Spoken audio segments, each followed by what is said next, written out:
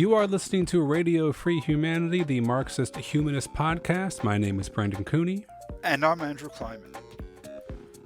In this episode, we talk to Dr. Pauline Muchina about the COVID crisis in Kenya and learn some interesting things comparing how the crisis is handled right now in Kenya versus the United States. To hear more episodes of Radio Free Humanity, to read more about the issues discussed, or to join in the conversation, please visit Marxist-Humanist-Initiative.org. You can also make a donation to the podcast there on the website.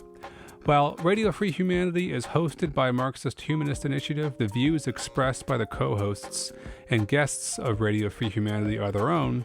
They do not necessarily reflect the views and positions of MHI.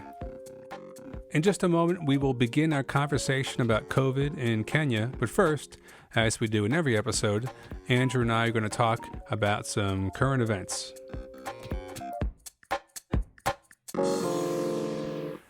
So in this current events section, we are going to be talking about the upcoming U.S. election, which happens in less than 2 weeks. And in particular, we're going to be talking about the race here on the ground in Pennsylvania, where I live. Pennsylvania is a battleground state, and not only that, it's considered perhaps ground zero for the election. Trump really can't win the election without winning Pennsylvania. It's a state with 20 electoral votes, and it's a very evenly divided state between Democratic and Republican voters. Trump won Pennsylvania only by 44,000 votes in 2016. There are massive get-out-the-vote operations happening on the ground right now in Philadelphia. The state has hit a record amount of registered voters overall, 9 million registered voters. And Philadelphia, where I live, has racked up 1.1 million registered voters, which is its highest number since 1984. There is a lot of energy and organization being devoted to voter turnout in Philadelphia right now to defeat Trump. Most of it being led by community organizations that are not affiliated with the Democratic Party at all. And there's so much enthusiasm for voter turnout that the life in Philadelphia is very saturated right now by get-out-the-vote efforts. To give an example, yesterday I went to put up some voter turnout flyers at some bus stops in my neighborhood, and it was hard to find a telephone pole or a bus stop that didn't already have voter turnout flyers on it already. Everyone is getting many phone calls a day and many texts a day from different community groups that have launched massive phone banking operations. The radio waves and TV waves are completely saturated with election-related advertising. So people are really aware that we are at ground zero for the election, and they're really mobilizing. I mean, Pennsylvania is a must-win state for Trump. He loses Pennsylvania. There's absolutely no way he can pull this off.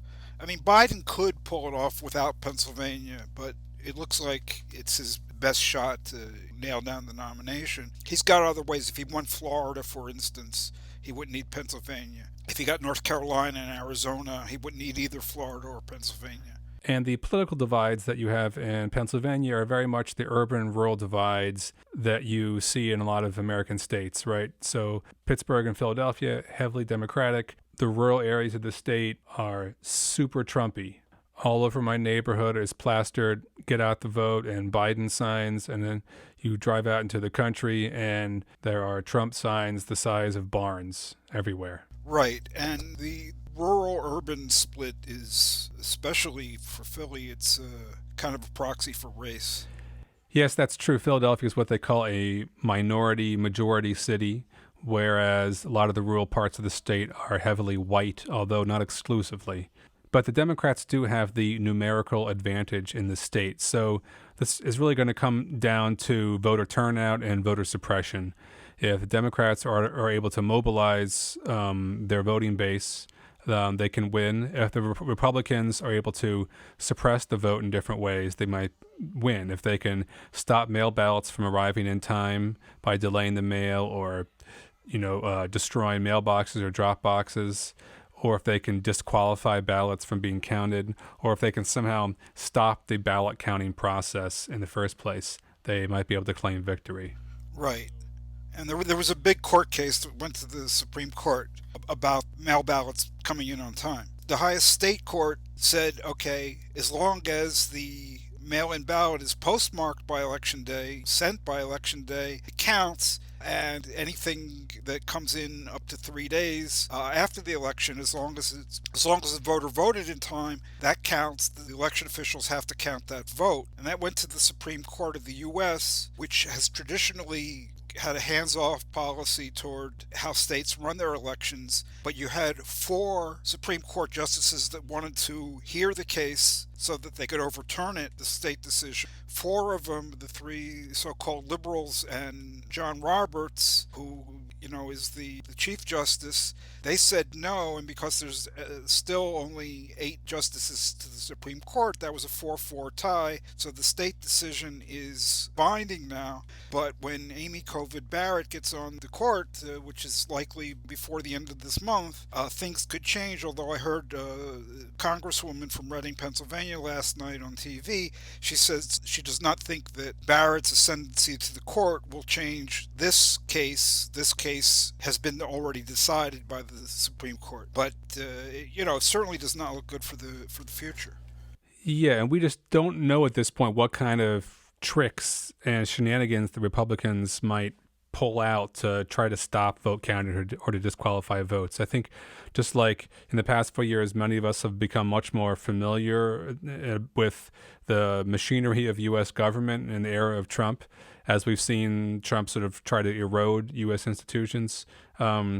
Maybe around this election, a lot of us are going to become much more well educated about the machinery of voting and voting law state by state, because it is complicated and varies from state to state and from county to county sometimes even. And there might be all sorts of opportunities for Republicans to find flaws in that system and exploit it to suppress voter turnout. Right, and it varies from state to state and can vary, from election to election, depending on the composition of the legislature, who's in the state courts, and who's the governor, and so forth. Yeah. It's a complete mess, right? Yeah. I mean, I would guess there are not more than 20 people in this country who understand the whole thing well. I'm certainly not one of them. Yeah. The good news from Philadelphia is that the city has these new ballot counting machines that can process 16,000 ballots an hour altogether, and they will be running these machines like all day and all night until they count all the votes, and they'll be releasing totals as the process goes on, including releasing whatever they have on election night. But to go to your initial comment about this, are the Republicans going to be able to disqualify mail votes? Are they going to be able to suppress people, keep them from voting at the polls, etc.? The answer to all of these is yes. The question is how much. And we know in like the 2000 election down in Florida, it was extremely tight. And so everything came down to holding up a ballot up to the light and looking for a so-called hanging Chad. And then it went to the Supreme Court and George W. Bush was elected 5-4. There's going to be this stuff, How much they'll be able to get away with, I don't know. But my question is, what if the Biden victory is really big in Pennsylvania? I mean, right now it looks like Biden might win by about 6% in Pennsylvania, so his margin will be 6%. I expect close to 7 million people or so are going to vote, maybe even more. Okay, and that means that Biden will have a margin of about 400,000 votes. So it's like, I can definitely see the Republicans manipulating, disqualifying votes and so forth, 30,000, 60,000. Is that going to be enough to make them even close?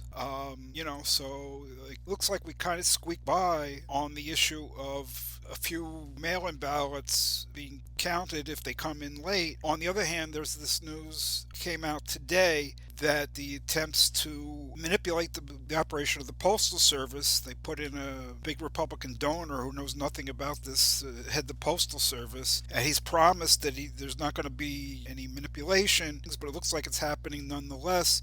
This news came out today, says that an examination of USPS delivery data makes clear that mail delivery in swing states in particular is notably slower than it was earlier this year. In January, 91.7% of mail in the swing states was delivered within 1 to 3 days.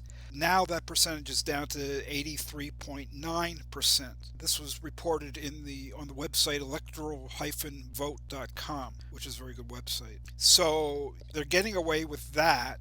I heard last night also that postal police have been basically ordered to stand down, not to leave the postal offices, to accompany letter carriers on routes that are unsafe, or to police the mailboxes, the blue mailboxes, to make sure that nobody's ransacking them or carting them away. So they're getting away with a lot of stuff here. But it's interesting. I mean, we'll see how that plays out.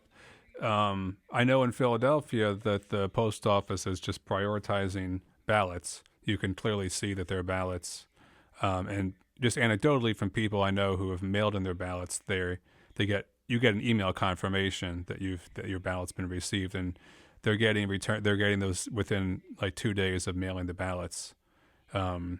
So they're getting turned around really quickly in Philly. Philly also has, for the first time ever, regional election offices where you can go to drop off your ballot in person. I went to one a couple weeks ago. And on a Wednesday morning, there were 80 people in line lining up to just turn in their ballots in person. And those are like all over the city. And I've talked to other people who have gone, they said, yep, in the middle of the afternoon, there were like 40 people in front of me. Like a lot, they're being heavily used. In other words, because people don't trust the post office because they've been scared. So people are just driving to these places just to hand their ballot in. And there's also a person at the door who checks to make sure you signed their envelope, which is important. And they have people, volunteers there, and who just sign up for shifts to say, did you put your ballot in the secrecy envelope? Did you sign the back of the envelope? Because these are all the different ways a ballot could be disqualified in Philadelphia. This is all good. This is what you got to do to take it seriously, to overcome the usual tricks that are used to disqualify ballots. And what's playing out in Philly is similar to what's playing out all throughout the country. I mean, a lot of the country, you got early voting, and people are coming out in droves, and they're standing in line, for like hours upon hours. I mean, sometimes people are waiting in line so much that it's the following morning. It's after 12. It's already the following morning before they vote.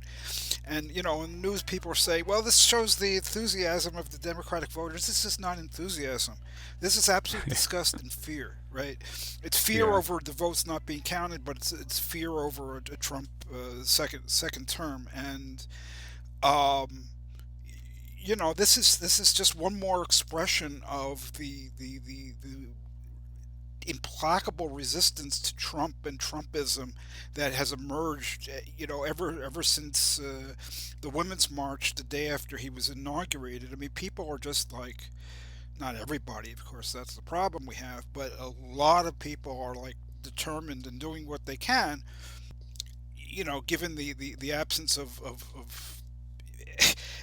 anybody who's got social revolution on the agenda, except for a few of us. I mean, they're doing what they can to try to save the liberal democratic system, what's left of it in the United States. It's very heartening. You don't usually see this, right? I mean, you usually see, they're all crooks, they're all on the take. You get that kind of dismissal. And there's a lot to be said for that dismissal, but people know that the future hangs in the balance here, and they're putting their bodies on the line, so to speak. They're putting their time into it. They're standing in line. The amount of money that people are donating, in particular to the Biden campaign, is just it's through the roof. Well, that's all the time we have for this current event section. Up next, our discussion with Dr. Pauline Muchina about Kenya and COVID. Well, we are very pleased to have Pauline Muchina joining us today on Radio Free Humanity. Pauline, welcome to the podcast. Thank you. And regular listeners will, of course, recognize the voice of Anja Claude, Organizational Secretary of Marxist-Humanist Initiative, who is also joining Andrew and I today, and was the one who thought of inviting Pauline on the podcast today. And is going to lead off our conversation today. It's a real pleasure for me to have her on the podcast because we're old friends. We've known each other about 30 years, I think, since she was a graduate student in New York, getting her PhD from Union Theological Seminary. Pauline will, I'm sure, tell you more about herself, but I'll just say she comes from the Rift Valley province of Kenya, where her family still resides. Currently, she's the Policy, Education, and Advocacy Coordinator for Africa at American Friends Service Committee in Washington. Previously, she was the Senior Partnership Advisor for UN AIDS for 7.5 years. She is an expert in AIDS, and now she's had to become one in coronavirus. Her latest article that she's written for MHI was written in May, and it's on our website under International News. And there she's asking for people to help send money for women and children who are facing COVID-19 and other disasters, multiple disasters in Kenya. So I'm really anxious to hear about what's happening there and her other work. Thank you, Anne. Pauline, you've had a lot of experience with HIV, as I mentioned, and also Ebola. And what has your experience and your current observations led you to conclude about the current struggle, and how bad is it right now in East Africa?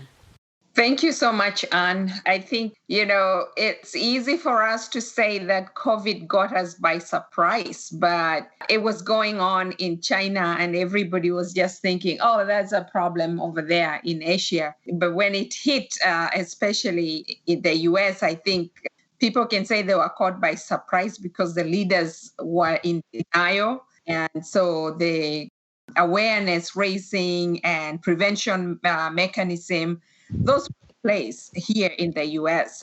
But I was in Kenya in November, December, January. I came back here in February. And I can tell you that even in December, they were already talking about how they were going to have prevention in place for people to avoid COVID, especially since Kenya is open to a lot of Chinese businesses and they're coming in and out. And Kenya also is a tourist country, so there are so many people coming from different countries. And by end of January, it was very clear that this was becoming a global experience, not just in Asia. And when I left Kenya, there was already people's temperatures were being taken at the airport. If you came from a different country into Kenya, especially from Asia and Europe, people were getting their temperatures taken. But when I got here, it was with a US passport. I was able to just zoom through.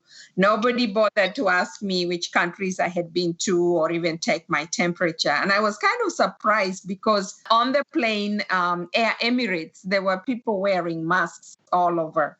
And I was kind of like surprised and thought, oh, I should have worn one. And then I get to the US and nothing. It's like, COVID is not happening. Of course, in a few weeks, the whole thing changed and our world changed. So what has HIV and Ebola taught us? One of the critical components of health system in Africa is public health and also home care. Both the HIV pandemic and also the Ebola epidemic benefited greatly by having people who are educating others, community leaders, community volunteers who go into communities and educate others about matters to do with health. Instead of just waiting for health officials to come around to educate. And that has helped a lot. And especially in West Africa with the Ebola, they relied heavily on volunteers going into communities and educating because they did not have enough health workers to be able to do all that work. Today, it's the same thing with COVID, that most of the work is not actually being done by health officials, which they usually do on TV or in public settings, but it's being done by community workers who are going into people's homes and educating people and finding, like, for example, I was just reading an article about how Mauritius has kept their deaths to 10 people, 10 deaths, and then to 365 cases in the entire country. And this is a very tourist country, and they've managed to almost go not unscathed, because even one life lost is it's a tragedy, but they have been able to do that through home care and using volunteers to go to people's homes to identify people who have symptoms so that they can send them on to the hospital, instead of all of them descending to the hospitals at the same time. It's happening also in West Africa. It happened in some parts of South Africa. It's happening in Kenya. And because of that, the health systems haven't been as overwhelmed as the World Health Organization was proclaiming that the COVID pandemic will overwhelm the health systems in Africa. For some time, it did overwhelm some of them, like in South Africa, when so many people were dying and over 600,000 people were infected with COVID in South Africa, in Kenya as well. But the numbers are going down now, which is very encouraging. But experts are saying maybe it's because they are not testing more, and people are trying to figure out how come the cases are so low in some parts of Africa, whose health system doesn't even function most of the time or is so dysfunctional. But I have to admit that in spite of all the challenges we have with our African leaders, some of them really did very well on COVID. They instituted early restrictions, whether it was travel from big cities to the rural areas, whether it was incoming flights from Asia and from Europe. And, increasingly, they were able to prevent the spread of COVID to be community spread. It actually became contained in big cities for a while, and until just recently when it started going into the rural areas as well. This is Andrew Kleiman. I have a follow-up question. Some of the COVID statistics was in terms of number of cases, as you say, that can be influenced by testing. But the only thing that can influence death rate statistics and distort them is either lack of reporting when people die, or misdiagnosis perhaps, or government suppression. And looking at the numbers, I mean, it's astounding to me how low the death rate is in Kenya compared to the United States. In the United States, the death rate is 50 times that of Kenya. And that's not because it's a bigger country, that's the death per million people, right? So in Kenya, it's like 11 deaths per million. In the United States, it's 587 deaths per million. So, but I'm a bit skeptical about reporting issues. What is your view of this? I mean, how well can we trust the numbers that we're seeing in terms of the death rate? There are some countries that actually were not reporting their death rates, and even some did downplay the numbers of people who are dying. I know some was lack of capacity for reporting. For example, when it started happening in Somalia, the government didn't even know what was happening in rural areas, especially. And the Somalians are very mobile. And so there were people dying without reporting. In Kenya, of course, yes, there are people who are dying without reporting, but majority of the cases, according to health experts, are being reported. According to the communities as well, there hasn't been like high numbers of unexplained deaths, because then you would know, like here, there's in this country, they are saying that among people of color, there has been a hike of deaths to the tune of 210,000, which is unexplained. So the only other thing that you can associate it with is COVID. So maybe more people have died here than the 190-something thousands that we're hearing. But with Kenya, yes, the testing is very low. And yes, there were cases that nobody knew what people had died of. But fortunately, the government is testing even people when they die at home. they get tested because the government is trying to control the cases. So they want to know what killed this person. If it is COVID, what's happening to the rest of the people who came into contact with this person. So that's why they've been testing people after they die. And we've had cases of people who are dying waiting to be seen in the hospitals or waiting for their test results. So all of that is, stories that we are hearing. I'm usually very skeptical of government's self-reporting. So I can safely say that I don't know whether the reports that we are getting from the government are accurate because we don't know their motivation. So sometimes they could be underreporting the cases, but then we would had more, outcry in the communities as we are hearing them from like Tanzania, like Burundi, where we are hearing stories of communities just saying we are burying people and we don't know what is killing them. In Kenya, yes, but once the government knows that somebody has died and died at home, they test them to find out whether they actually had COVID.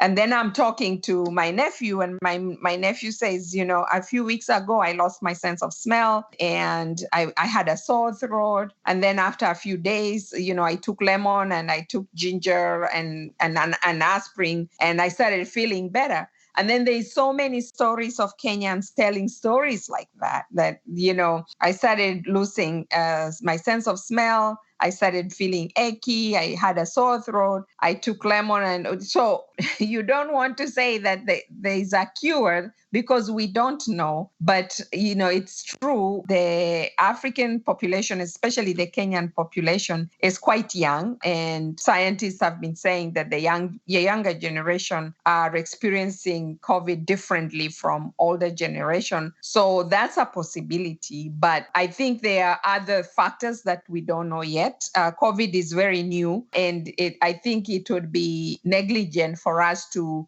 just use the data that we have now or the experiences that people are sharing now to give a full report of what COVID has done in the continent or in Kenya. I think it will take some time for that full report to come out. In Kenya, yes, there's not enough testing. But if you show up in an emergency room in Kenya, if they admit you, they will give you a COVID test. Here, I ended up at Innova Hospital, Alexandria, on Friday and Saturday, and I asked for the COVID test 5 times, and they told me that I didn't fit the category of the people who are getting tested for COVID. I was there for, from Friday afternoon to Saturday evening, and I had chest pains. Thank God it turned out to be nothing, but they did not give me a COVID test. And when I asked, they say that the President Trump, and CDC have reversed the guidelines and they don't have to test asymptomatic people. And the nurses there, were kind of worried. And I was worried too, because I ended up in the ward. And if I wasn't tested, imagine all the other patients weren't tested. So we were all there at the mercy of who. And then the nurses themselves are exposed. And then you get there and you are sent back home. And that's when if you have COVID, you start getting sick when you get back home. And if they had tested you, they would have helped you to begin managing it. So there's a difference of care that, in my opinion, in this country, because of politics, I think politics has played a bigger role in this country than it has in other countries. And perhaps because other illnesses like HIV and malaria and Ebola have always been in the public sphere, that when COVID came, there wasn't that much political wind in it. I'm not saying that in Kenya, people are doing exactly what they are told. They are not. I was talking to my sister yesterday, and she told me that now she's seeing, since they started reporting less than 100 cases each day in Kenya, people are now going out without masks. People are now not afraid of using public transportation,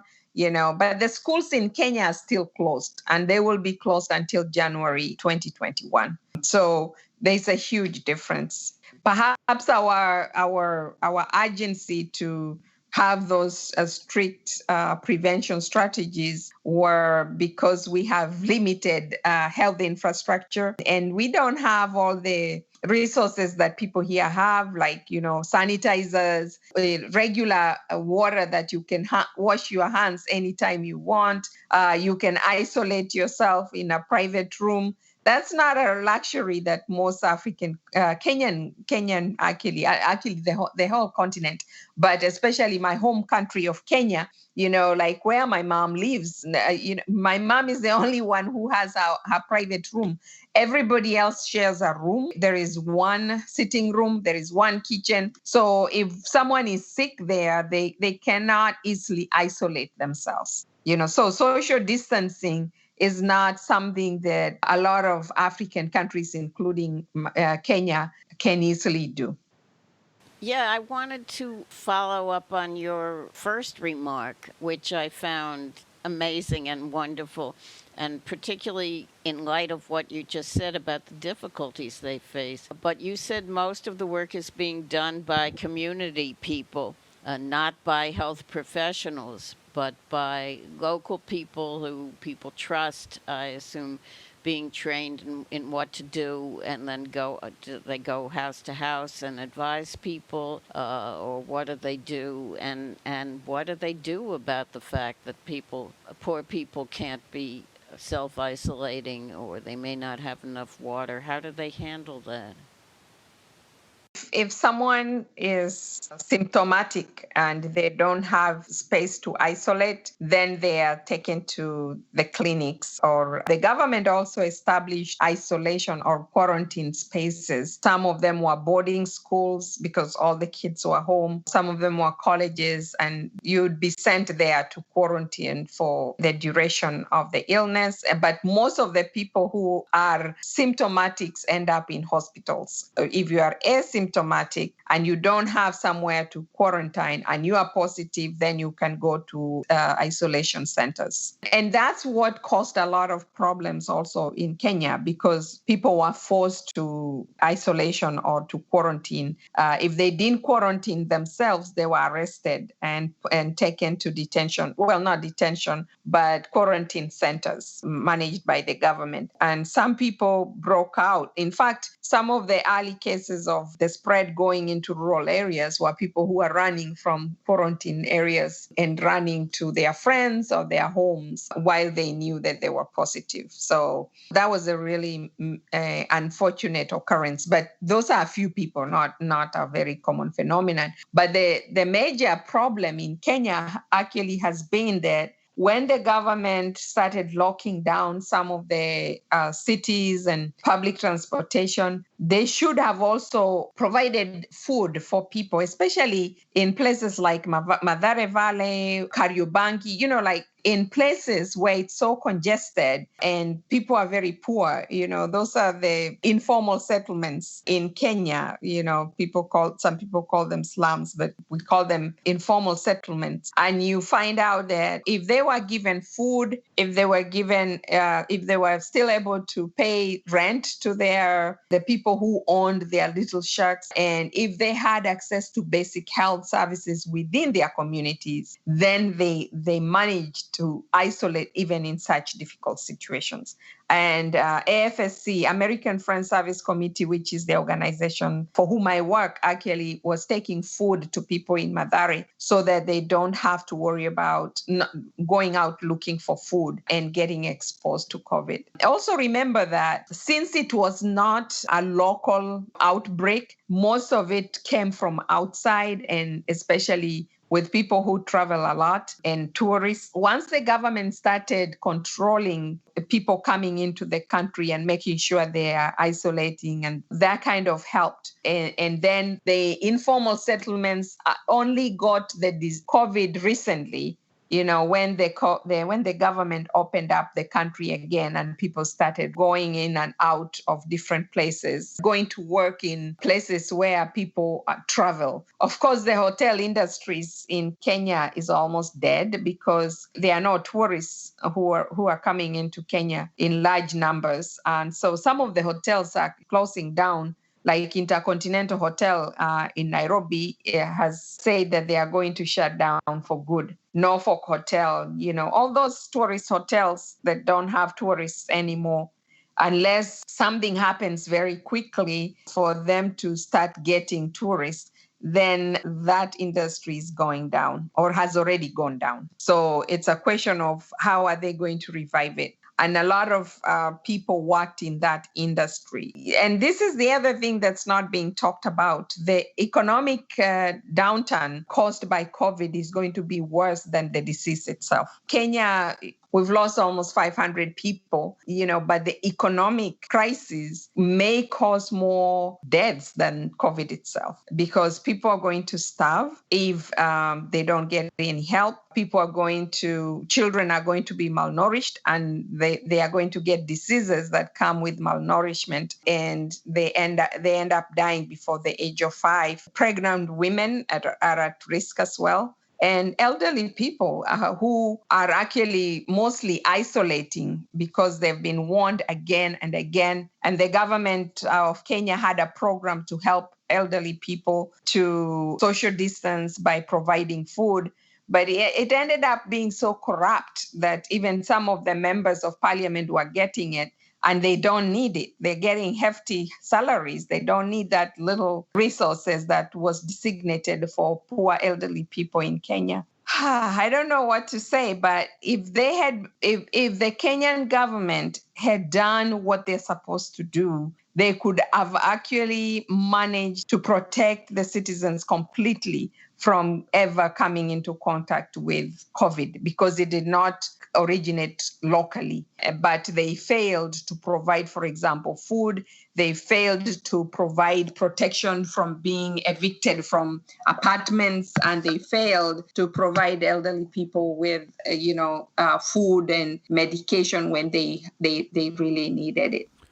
Pauline, earlier you were contrasting the situation in the U.S. with COVID with what's going on in Kenya and Africa. And I have a specific question about that. Here in the States, there's a lot of problem with disinformation and misinformation and the politicization of information around COVID, difficulty getting consistent public health messages out to the American public and having people agree on the basic facts and science behind COVID and safety protocols. What is the state of shared notions of truth versus disinformation in Kenya and Africa more broadly? And then also, one of the anticipated problems in the U.S. is when a vaccine eventually might get released, we have to worry about vaccine skepticism, both by sort of the anti-vaxxer community, but also people that might not trust any vaccine that's rolled out under Trump. Is there sort of some equivalent vaccine skepticism in Kenya or Africa more generally that one should be worried about? So misinformation. When it all started, a lot of people were saying, this is a Chinese disease. Just like Trump was saying here, some of the Kenyan individuals were saying that. But the Kenyan government, right from the beginning, was saying this is serious.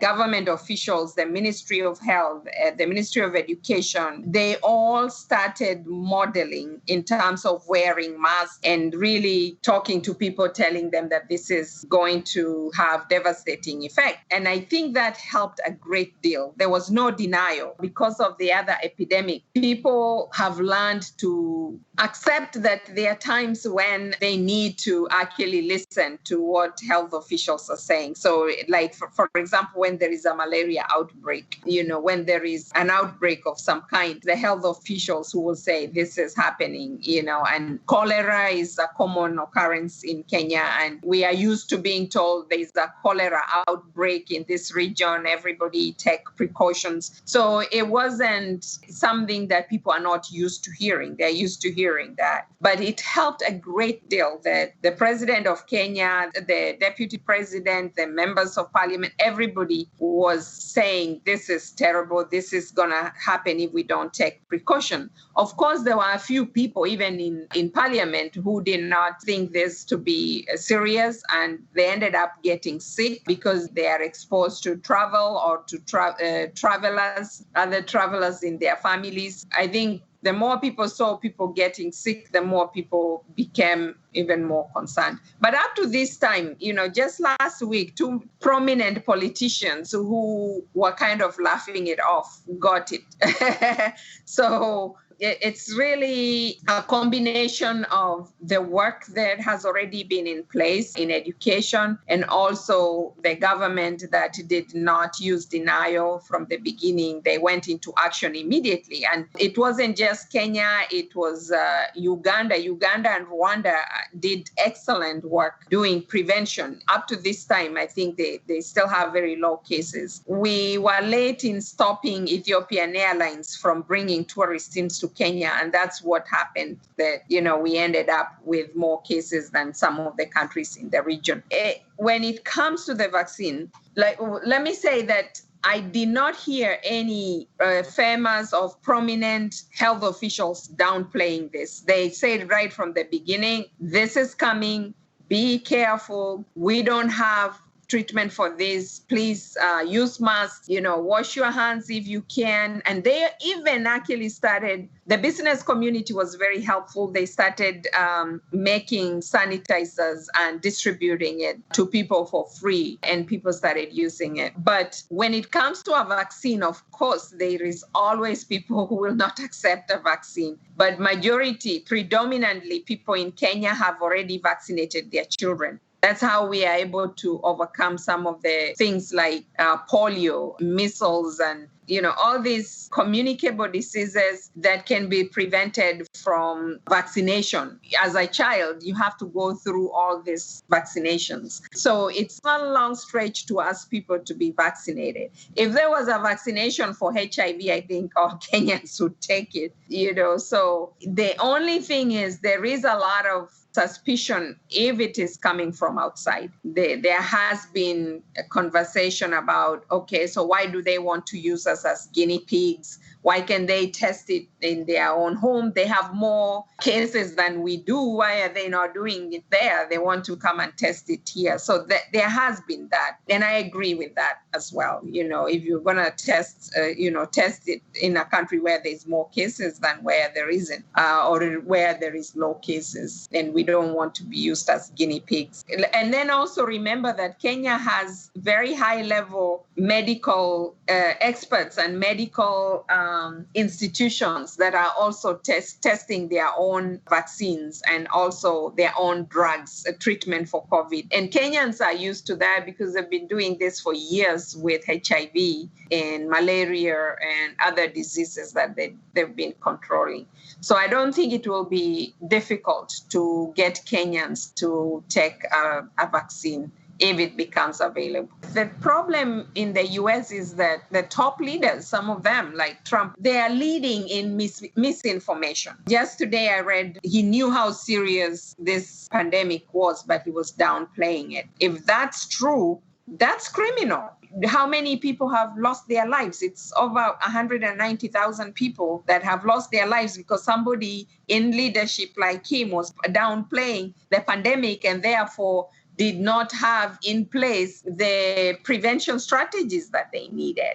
Even when it came to the distribution of PPEs, how those were being distributed. And for a country like the US not to have enough PPEs is very concerning. And I thought that in Kenya that would be normal because, we are always lacking. But our government, well, actually I shouldn't say government, but private companies jumped in very quickly and started producing local PPEs and masks. And people also are very creative. They started making their own. Like all the kids in our programs, my family members, they are all using homemade masks. when they go out. And if we had waited for the government to distribute them or for them to be available in the shops for us to buy, we wouldn't have been able to access them. So I think it depends on people's mindset. And it's very unfortunate that so many Americans have died because of misinformation. I want to come back to this cooperative spirit that you've described among the Kenyans. I think that's a factor also, since we have a large section of the U.S. who are followers of Trump, who think it's perfectly all right for them to not wear masks and kill other people that way because they just don't care. So I wonder if you would talk a little bit about your experiences. I don't know if you want to go back. I don't know how involved you were in the mass movements against the Moi dictatorship. You were very young, but if some of that history comes into it, and certainly the cooperatives that you have founded and worked in for African women and children, if you want to talk about any of that at this point and how that's a part and parcel of an attempt to control disease and to improve life for ordinary people. I want to begin by saying that unlike the US, in Kenya, we have very, very few nursing homes. You saw the devastation that took place in nursing homes in this country. That didn't happen in Kenya or in African countries because we don't have nursing homes. Elderly people are still embedded in their communities and in their families. And for me, I really pray that we never lose that. My mom is in her 90s and she is embedded in her family. There's about 9 people who live with her, and they're all taking care of her and other families too, not just my family. One of the saving grace for us in Africa is not to have nursing homes. I know that families are challenged when they have a loved one that they have to take care of, and they have to work at the same time. But it's always possible to get a few resources to, have at least a family member or a relative take care of the person. And that saved us. That also really was very helpful. So when I think of how Africans or Kenyans have been able to help each other, I see the family unit as very important. I see it not only as the biological families, because like in my family, we were raised with so many other children who are not my parents' blood children. And my parents were raising them alongside us. So because they either came from very poor families or their parents had died and they needed somewhere to live and go to school and get food. And so my parents took them in. And that spirit has continued, and it continues in so many families and communities around Africa, because we have very weak social services. There are no soup kitchens, there are no food banks. So you are either helped by your relatives and the community, or you are left to die. So when I look at Africa and I look at my own community, I really hope that those are the kind of spirit that we never lose, that people will always feel the inspiration to take care of each other and to feed each other, to shelter each other. And in my community, we say that there are no orphans because every orphan has someone who can take them in. I ended up doing that with the kids that are in our program, in our Future African Leaders project, where we feed them, we pay school fees for them, and some of them we pay for shelter. And some of them are HIV positive, so we also provide medical services to them so that they are able to access health services. And although ARVs are free in Kenya, other medication is not free, so we have to buy them medication as well, because most of the ones living with HIV, it's not HIV that's a problem. It is opportunistic diseases like malaria, TB, and others that will trouble them. So we have to keep on top of that, providing food for them, medication, making sure that they are living in a safe environment, especially for young girls. Violence against women and girls is very high in Kenya. So we have to make sure that they are also safe. We also have women and young men and women who are also participating in our African Women and Youth Initiative, which is a program that supports them to make handmade products like handbags, earrings, necklaces, and jackets, which we sell in the United States. And we sell on Etsy. If you just Google African Women and Youth Initiative, you'll find our shop on Etsy. And all the proceeds go back. We have a scholarship fund for the kids in the community, and also all the people participate in the program also out of their own initiative. It's not handouts, but it is them using their hands and minds and bodies to produce. Then we sell them here. They are quite fashionable. I'm sure, Anne, you've seen some of them. Seen some in person and gotten some in person. Everyone should go and look at your page on Etsy because they are just stunning. Even just in photographs, they are stunning. I just think we should clarify that when you say we, you're talking about your family and neighbors who started these groups, and you started taking in orphans because of the AIDS epidemic. There were a lot of orphans in your community. So that was like a massive effort at self-help, and then that developed into these sewing cooperative and other things. The business actually started with my sister because I would go home, and when I'm coming back, my sister would give me, these things that she's made by hand and say, oh, go share it with your friends. And I would come and I would share them with my friends, and my friends would say, why? Where did you buy this? And I would say, my sister made it. And so when I saw how much interest people had, I thought, my sister can make this and she can teach other people in the community to do it. And perhaps I can sell them for them and they can get a little bit of money. And I don't have to always be the one giving until sometimes I don't have my own rent. That's how it started. When I requested my sister to do it, she said yes. So every mother who was in the program, her kids were receiving school fees or they were receiving food. I say to them, if you want to change your life so that it's not just me giving you money, but actually you earning money, do you want to learn? And so they started learning from my sister. And that's how we started. I remember the first time that they were able to donate $250 to the scholarship fund. And they were crying. They were like, I never thought I can ever help someone else because I always needed help. But with this, I can help someone else. And so it became very empowering.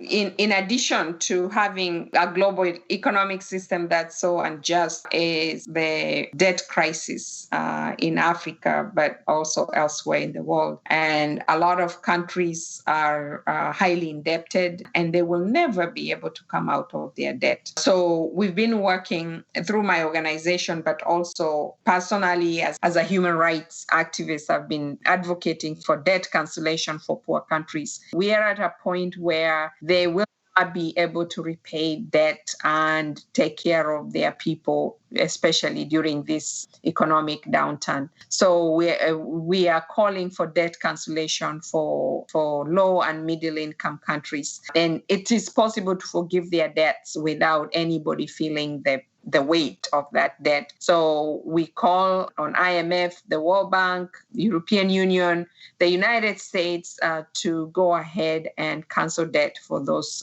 middle and low income countries. But the other thing that we are really asking for is there is some reserves that can help these countries weather the COVID pandemic economic crisis. And that is the special drawing rights at IMF. We are advocating for the US government because they have veto power and they can object to it at IMF. So we are advocating that they don't use their veto power to block the issuance of special drawing rights. Because, for example, those special drawing rights would mean that Kenya gets $3 billion to revive the economy in the country. And it needs reviving because everything came to a standstill, just like here. The US doesn't need it, but we need it. China doesn't need it, but we definitely need it. South Africa needs it. And South Africa qualifies for about $16 billion.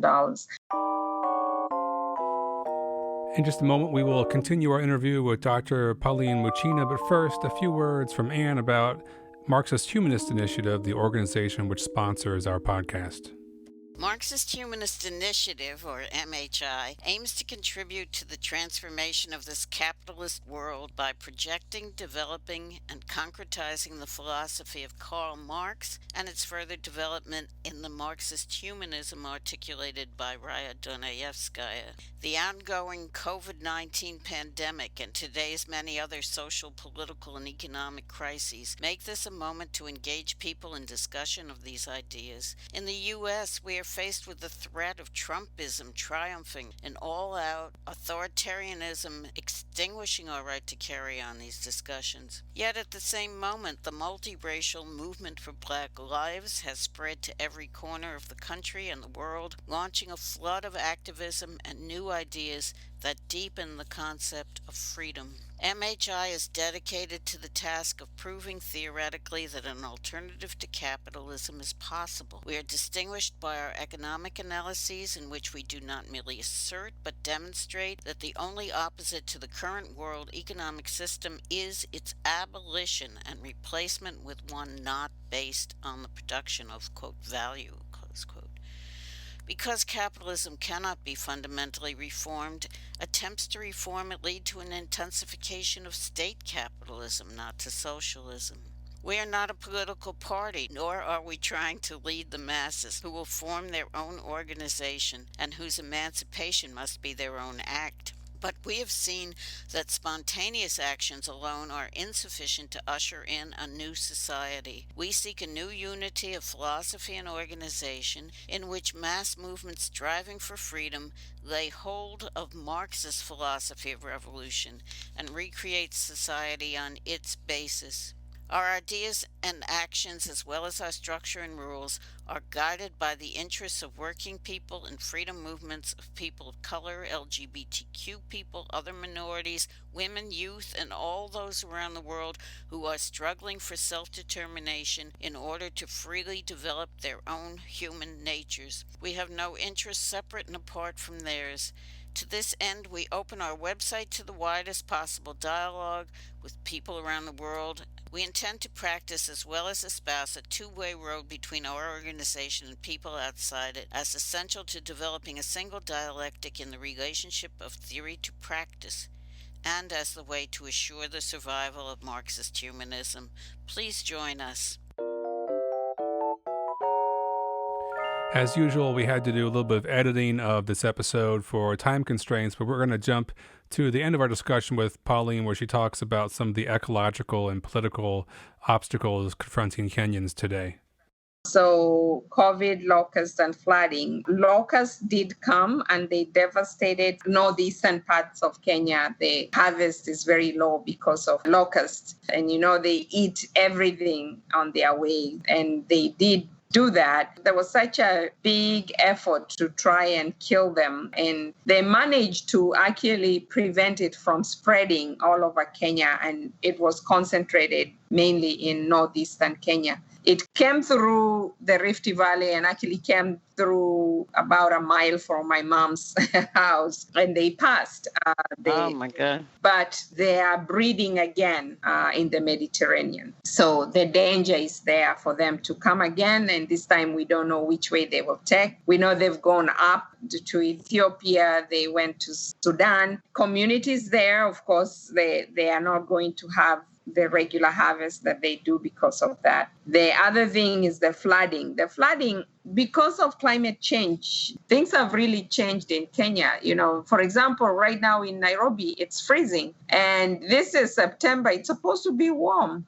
It starts getting warm in August and it will go on until January and February before it starts raining again in March. But it's still raining and it is freezing cold. So, and then in some places, all the other lakes in Kenya, each one of them has flooded. So everybody knows that this is a consequence of climate change. I'm feeding people in Kisumu. There's an organization there called Spring Ministries, and I send them $100 every month because she has women from that community that has been displaced, and then she has orphans that that she takes care of and widows. And so some of them are living along the road because the roads were the only place that were higher enough for water not to flood. So can you imagine, living on roads? But flooding is still a problem in Kenya, and it's also a problem right now in Sudan. I don't know whether you've seen it in the news. They're reporting that flooding is threatening the pyramids in Sudan. So it's quite a challenge, even as I said, the economic crisis coming because of COVID is going to have also a devastating impact. And the communities that are already affected by locusts, flooding, and then COVID economic crisis are not faring very well. So we need to keep them in our minds and see how they can get the help that they need. Of course, ethnic rivalry in Kenya has always been a challenge. And even now, as we head into the 2022 elections, all the tension that sends us to election violence every 5 years are already, like the red flags are already up. We managed not to have much violence in the last election because the two largest ethnic groups, the president, who is Kikuyu, and Ruto, who is his deputy, Ruto, who is a Kalenjin, came together and they were able to unite the communities, and they avoided large-scale violence. But the tension is always there, and now the president and the deputy president aren't doing very well. The president formed alliances with Raila, who is the opposition leader, who is always losing elections. And, he's now an ally of the current president, and tensions have really risen to very high now. So we don't know what's going to happen. But the ethnic rivalry is just not about, elections. It's about land reforms. Some of the remnants of colonial legacy in Kenya was appropriating people's lands. A lot of families and communities were left without lands. The Kikuyus in central Kenya, where I come from, my grandfather, my grandmother, my parents, they were all displaced by the colonial settlers. They took all their lands, they took all their cows, all their sheep, and they had to move into the Rift Valley to look for somewhere to live and to survive. Those who were left in central Kenya were put into camps, and that's how the Mau Mau War came into being in Kenya. So there's a long legacy of, lack of land reforms, because after the colonialists left, they left in name and sometimes even in person, but they still own the vast fertile land in Kenya, either by proxy or by themselves. So either through multinational corporations or through some of the politicians or the families of those white settlers still own thousands and thousands of acres where they grow coffee for export, tea for export. They raise cows for dairy products, export to Europe and things like that. Most of the people in Kenya don't own land, especially people who live in the cities. And some of them have been displaced by politically instigated ethnic violence that has left them landless. So there is always that tension, people wanting to fight for their own land. The Kalenjin saying that the Kikuyus came into our region and took over our lands, and the Kikuyu saying, but we paid for it, so it's our land. And the government doing very little to do any land reforms in the whole country. And therefore, if you have money in Kenya, you can buy thousands and thousands of acres of land. And also multinational corporations own a lot of land in Kenya. I want to thank Pauline for her time and her contribution.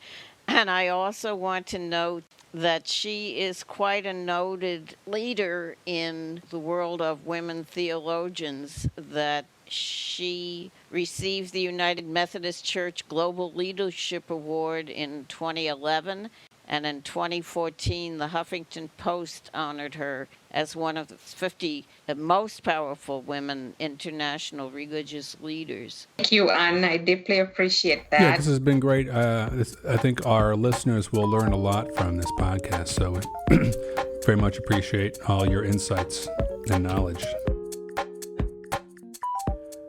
Well, that's all the time we have for this episode of Radio Free Humanity. If you like the podcast, please stop by Marxist-Humanist-Initiative.org to hear more episodes or to read about similar issues.